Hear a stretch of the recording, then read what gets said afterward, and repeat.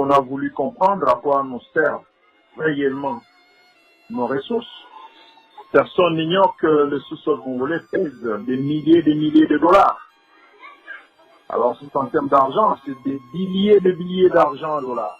Alors, pourquoi nous n'avons pas de retombées?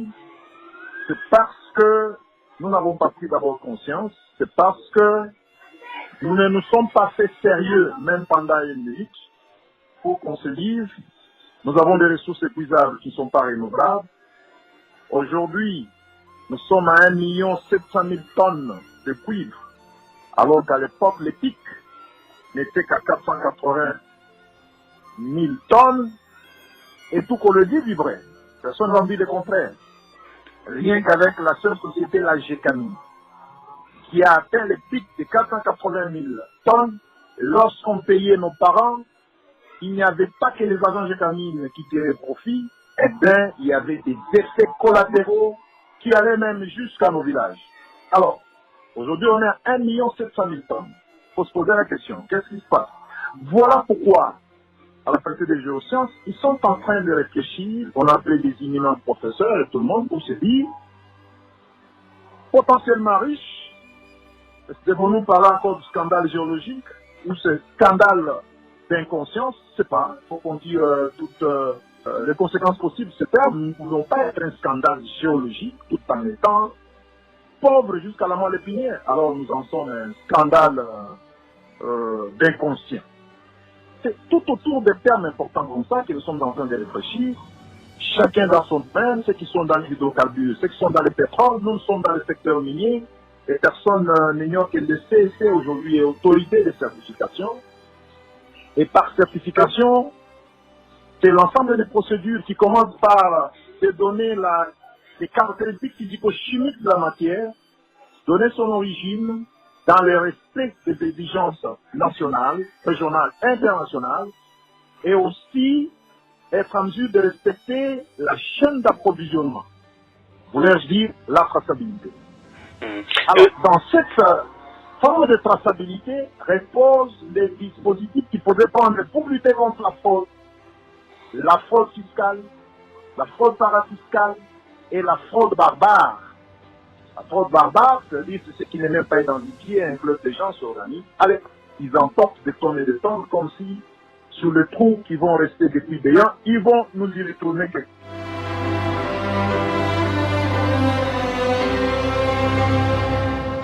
L'affaire de la fraude, c'est l'affaire de tout le monde, sans exception.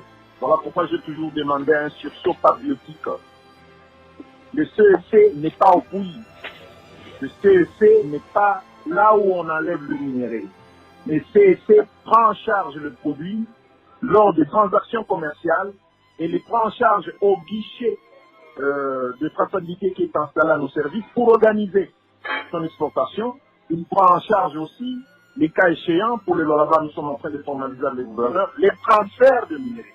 À ce jour, le CEC ne certifie pas le transfert comme nous le faisons partout ailleurs.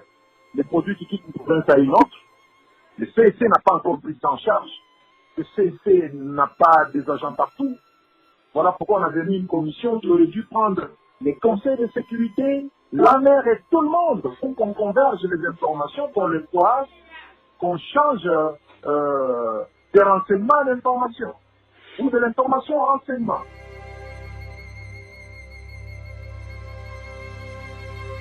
Je viens de l'Est où nous avons vu des pneus minéralisés, ça suffit à travers le monde.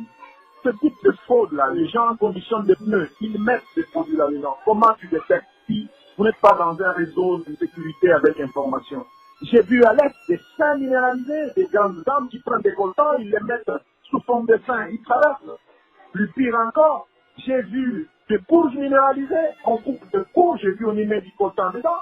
J'ai vu plus pire, des fesses minéralisées, les gens portent du coltan sous forme de fesses, sous cette forme-là. Vous voulez qu'on découvre comment? Il faut un sursaut patriotique, de manière à ce que nous puissions réellement respecter les exigences, tant nationales, régionales, internationales.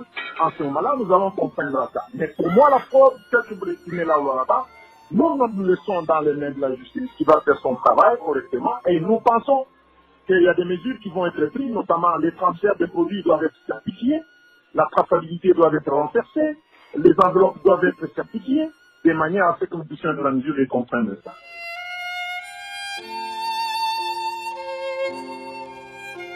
La nouvelle vision de notre directeur général, Freddy Mwamba, est sur un vaste programme d'implantation des infrastructures de laboratoires industriels, monsieur. C'est des équipements de haute gamme technologiques qui ont une précision impossible. Pourquoi? Nous voulons avoir des équipements qui présentent des limites de détection très basses. Voilà pourquoi nous venons de rentrer de l'Allemagne, il n'y a pas à peine 2 semaines. Nous sommes allés à Hénin, à l'usine, pour discuter, pour voir quels sont les types d'équipements qui ont ce genre de limites de détection. L'actuelle vision du CIC avec la vision managériale du directeur Freddy Mwamba, nous venons avec des laboratoires industriels qui vont être inscrits sur un programme d'accréditation ISO 17025 qui vont permettre de faire toutes ces formes de détection de sous-produits dans tout ce qui sortira. Désormais, comptez avec le CSC, d'ici là, des laboratoires, les infrastructures vont être installés, il n'y a aucun produit qui va sortir avec un sous-produit dedans.